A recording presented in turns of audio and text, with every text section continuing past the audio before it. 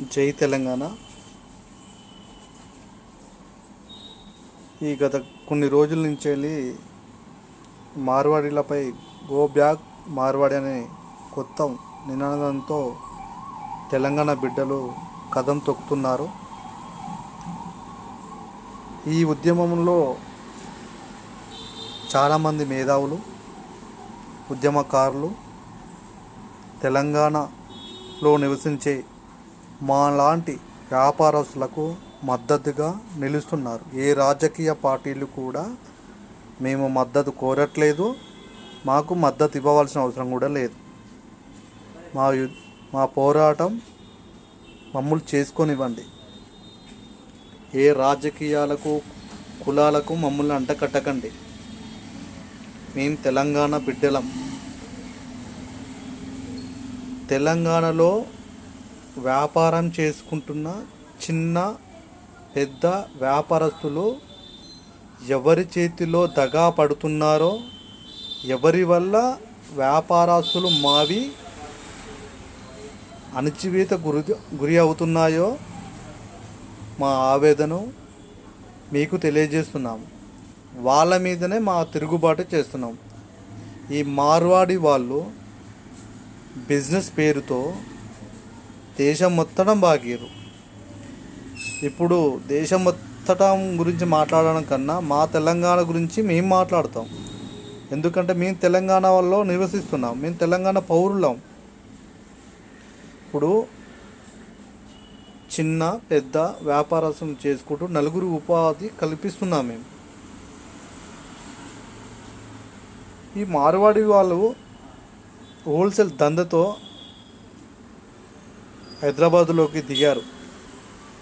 Okay, wholesale చేసుకుంటున్నారు కదా, పర్వాలేదు, మనలాంటి వ్యాపారస్తులకు దగ్గరగా సరుకుల చేరవేస్తారనే ఉద్దేశం మాకు కూడా ఉండే. కానీ రాను రాను వీళ్ళు ఏం చేస్తుర్రు, ఇప్పుడు ఉప్పల్లో మీరు ఉన్నారు కదా, మీకు సరుకులు సప్లై చేయడానికి అంతా జగదీష్ మార్కెట్ కానీ కోటికి కానీ ఎందుకు పోతారో, ఉప్పలకే వచ్చి ఒక 2-3 హోల్సేల్ షాపులు పెట్టుకొని మీకు సరుకులు హోల్సేల్ రేట్లో ఇచ్చేస్తామని చెప్పేసి దిగారు. మా మొబైల్ ఫీల్డ్ కాబట్టి మేము మొబైల్ ఫీల్డ్ గురించి చెప్తున్నాను. వాళ్ళు ఇప్పుడు ఏం చేశారు, ఫస్ట్ ఒక బ్యాచ్ని దింపుతారు, 4 అందులో పని చేస్తారు, మనోళ్ళని అసలే పెట్టుకోరు. అలా మాతోటి మంచిగా వ్యాపారం చేసుకుంటూ ఉన్నారు. వాళ్ళు కాలక్రమేమి ఎక్కడైతే బిజినెస్ బాగుంటుందో తెలుస్తుంది కదా, మేము రెగ్యులర్గా వాళ్ళ దగ్గరికి వెళ్తుంటాం. ఎవరు ఎక్కువ బిజినెస్ చేస్తారో తెలుసుకొని ఆ బిజినెస్ చేసే ఏరియాలో వాళ్ళకి సంబంధించిన వ్యక్తులను దింపుతారు. ఇప్పుడు దింపి ఎవరైతే బిజినెస్ బాగా చేసి స్థిరపడి ఉంటారో అక్కడ ఏదైనా షాప్ ఖాళీ అయితే ఆ యజమానికి మేము ఇచ్చేదానికంటే 5,000 10,000 ఎక్కువిస్తుర్రు రెంట్లు. దానివల్ల కూడా మాకు రెంట్లు పెరిగి చాలా ఇబ్బందులు అవుతున్నాయి. అంతేకాకుండా వాడు మాకు పోటీగా తక్కువ రేట్లకు ఇస్తూ నాణ్యత లేని సరుకులు వాళ్ళకు అంటగడుతూ మాకు మోసం చేస్తున్నారు. సరేనండి, ఇప్పుడు కొంతమంది మేధావులు అంటున్నారు, ఏమంటున్నారు, ఇది ఇండియా, ఎవరైనా ఎక్కడైనా బతకొచ్చు అని అంటారు. ఓకే, ఎవరైనా ఎక్కడైనా బతకొచ్చు. మరి తెలంగాణ ప్రజలు ఎవరిని ఎక్కడ మేము ఇబ్బంది పెడతలేము. మార్వాడీల కన్నా నా తెలంగాణ బిడ్డలు చాలా మేధావులు. ఆ సన్నాసులు వెధవలు ఏ గవర్నమెంట్ జాబులు కొట్టడానికి సిద్ధపడరు, కష్టం చేయడానికి సిద్ధపడరు. కేవలం అయ్యమ్మ సంపాదించిన ధన బలంతో షాపులు పెట్టుకుంటారు. 10th క్లాస్ చదవంగానే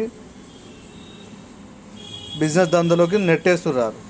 మనం ఎట్లుంటాము, నేను బిజినెస్ చేసుకున్నా కానీ నా కొడుకు బిజినెస్ చేసుకోవాలనుకోని, నేను మంచి చదువుకోవాలి, ఓ డాక్టర్, లాయర్, ఇంజనీర్, పోలీసు, ఇలాంటి మంచి ఇంజనీర్ ఓ సైనికుడు ఇలా కావాలని మేము కోరుకుంటాము. ఎందుకు? వాళ్ళకి శాతన కాదా? చదవనీకి రాదా? అలా అపరమేధావులు కదా, తెలికల్లోళ్ళు కదా.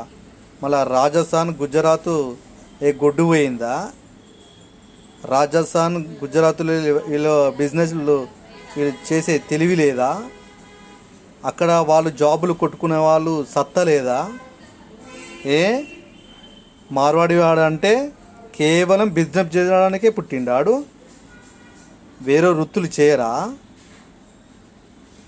అలా గడ్డ మీద తన గడ్డను అభివృద్ధి చేసుకోమని, గడ్డను అభివృద్ధి చేసుకోమని, బిజినెస్ చేసుకోమనండి, నో ప్రాబ్లం. జాబ్స్ కూడా కొట్టుకోమనండి. ఇక్కడికి వచ్చి మేము బిజినెస్ మీద ఆధారపడిన మాలాంటి వ్యక్తుల మీద వాళ్ళ జులుము ఓ రకంగా పేట్రేగిపోతుంది.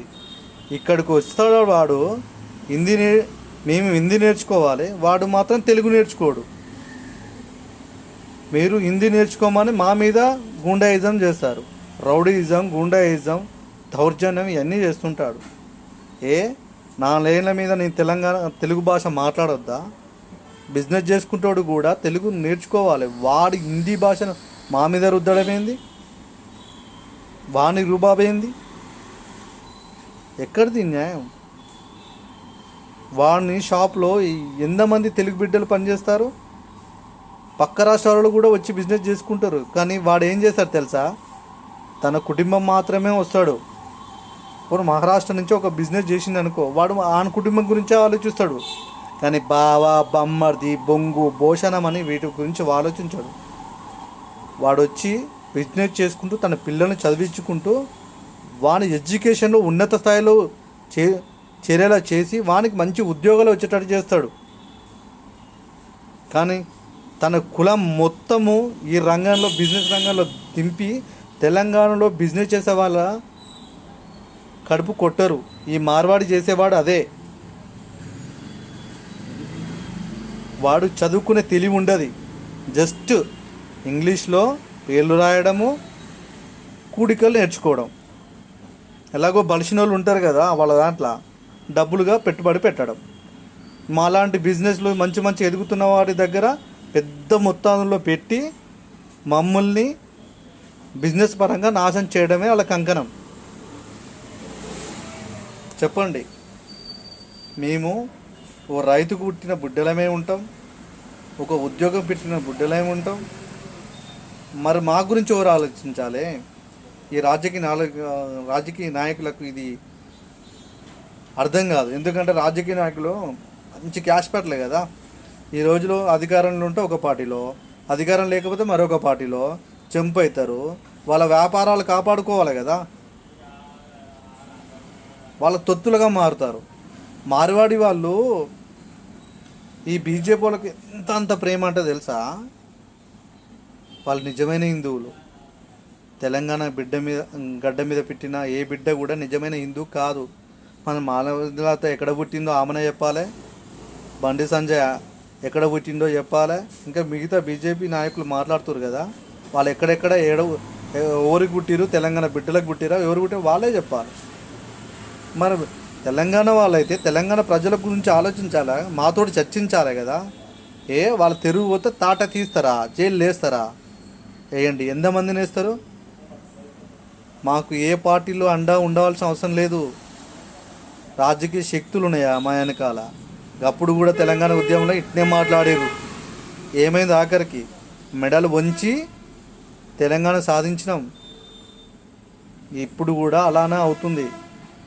మా బాధలు అర్థం చేసుకోకుంటే. మార్వాడి ఉన్నవానికేమో కోట్లు అప్పులు ఇవ్వండి, వాడేమో బ్యాంకులో మోసం చేసి ఎగ్గొట్టి వెళ్తాడు. మాలాంటి పేద వ్యాపారస్తులు చోటా మోటా వ్యాపారం చేసుకుంటాము, రుణాలు ఇవ్వమండి అంటే ఆ కండిషన్ ఈ కండిషన్స్ పెట్టి ఏ ఒక్క రూపాయి కూడా బ్యాంకు నుంచి ఇవ్వరు మాకు. మేము ఎవరికి చెప్పుకోవాలి మా బాధలు? వ్యాపారం చేసుకున్నా పర్వాలేదు. మార్వాడి వాడున్న మెయిన్ లక్ష్యం ఏంటంటే ఆర్థికంగా ఎదగాలి. ఎదిగి తెలంగాణలో మొత్తం వ్యాపించి రేపు అన్ని రంగాలలో వాళ్ళే ఆరితేరి మన జీవన విధానాన్ని పాతాళంలో తొక్కేస్తారు. అది మీకు అర్థం కావట్లేదు.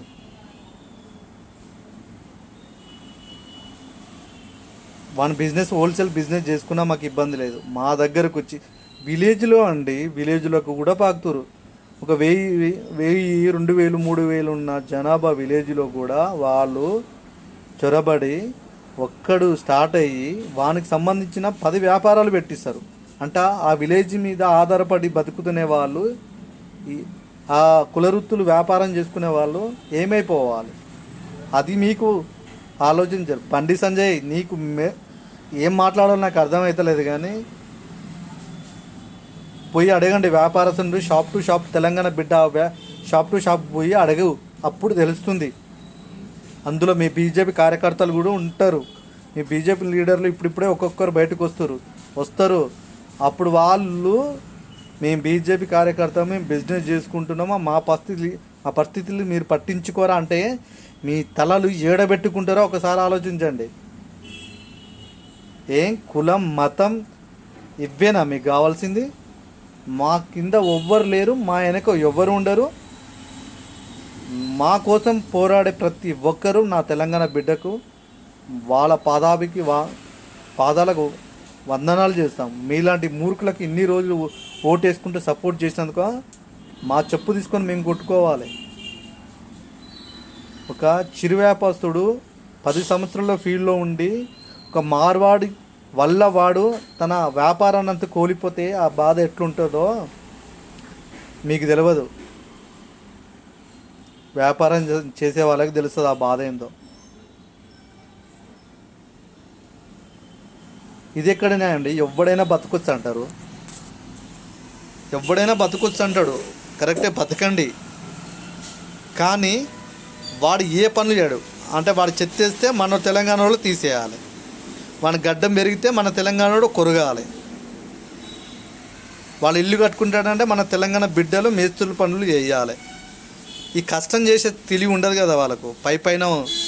పైన సోకులు పడే తెలివే ఉంటుంది. ఎందుకు మరి వాళ్ళు గవర్నమెంట్ జాబ్లకు ఎందుకు పోటీతత్వం వాళ్ళ పిల్లలను తెలంగాణలోకి చదివిస్తలేరు? ఏది 10th ఇంటర్ వరకేనా వాళ్ళకి కావాల్సింది? అంటే చదువు రాదా?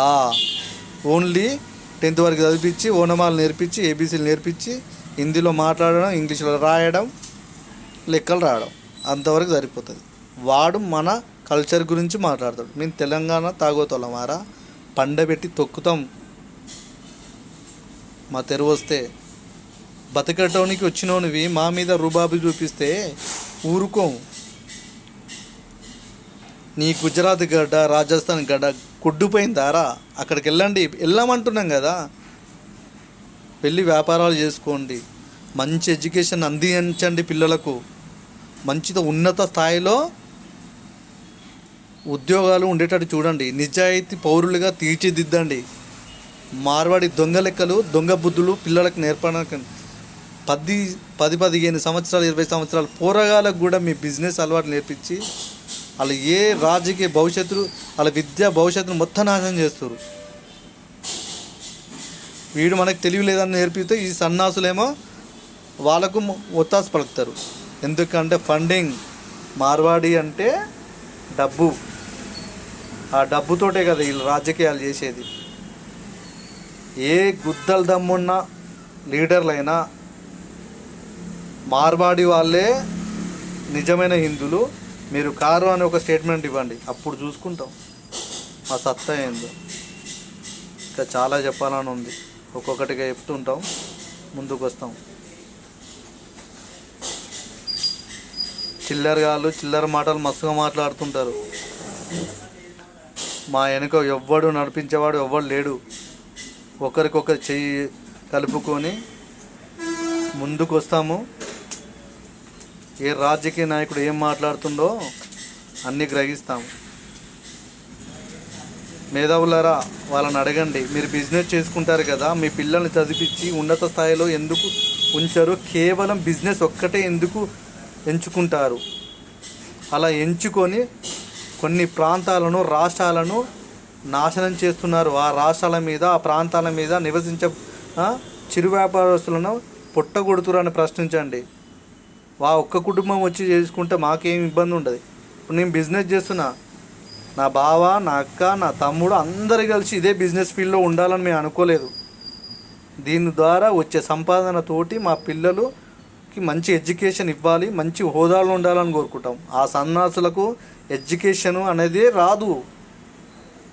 అందుకనే ఏమైనా అయ్య అమ్మలను మంది ముంచిన సంపాదనతోటే ఎదగాలని చూస్తారు. కష్టం చేసి వంగి పనిచేసే తత్వం కాదు వాళ్ళకు. అన్ని కులవృత్తులను నాశనం చేస్తారు. కులవృత్తులను నమ్ముకొని బిజినెస్ చేసే ప్రతి రంగాన్ని నాశనం చేస్తారు. అది ఎవ్వరికి అర్థం కావట్లేదు. ఈ మార్వాడీలకు సపోర్ట్ చేసే రాజకీయ నాయకులకు వాళ్ళ బంధువులను కూడా బిజినెస్ చేస్తే అడగండి, తెలుస్తుంది. లేదంటే మీరు ఎమ్మెల్యేగా, ఎంపీగా, జెడ్పీటీసీ, ఎంపీటీసీగా నిలబడి గెలిచిన చోట్ల గల్లీ తిరగండి, బిజినెస్ చేసే వాళ్ళని అడగండి, ఈ మార్వాడి వల్ల మీరు ఏమైనా సఫర్ అవుతున్నారా అని. సిగ్గు తెచ్చుకోండి. ఎస్పెషల్ బీజేపీ నాయకులకు మళ్ళీ చెప్తున్నాం, వాళ్ళ కార్యకర్తలు కూడా, వాళ్ళు బిజినెస్ చేసే లీడర్లు కూడా ముందుకు వస్తారు. అప్పుడు మీ తలకాయలు ఎండ్ల మలిసి పెట్టుకుంటారో పెట్టుకోండి. మీ రాజకీయ నాయకుల మాకు సపోర్ట్ అవసరం లేదు. ఈ రాజకీయాల్లోకి మమ్మల్ని లాగొద్దు. ప్రాంతీయ విభేదాలు రెచ్చగొట్టి మేము అనుకున్న నినాదం పక్కదోన పట్టించవలసిన అవసరం మీకు లేదు. మా ఉద్యమాన్ని మమ్మల్ని చేసుకొనివ్వండి. ఎన్ని రోజులు పక్కవాని వంకాయలు జోకుతారో జోకండి. జై తెలంగాణ, జై భారత్.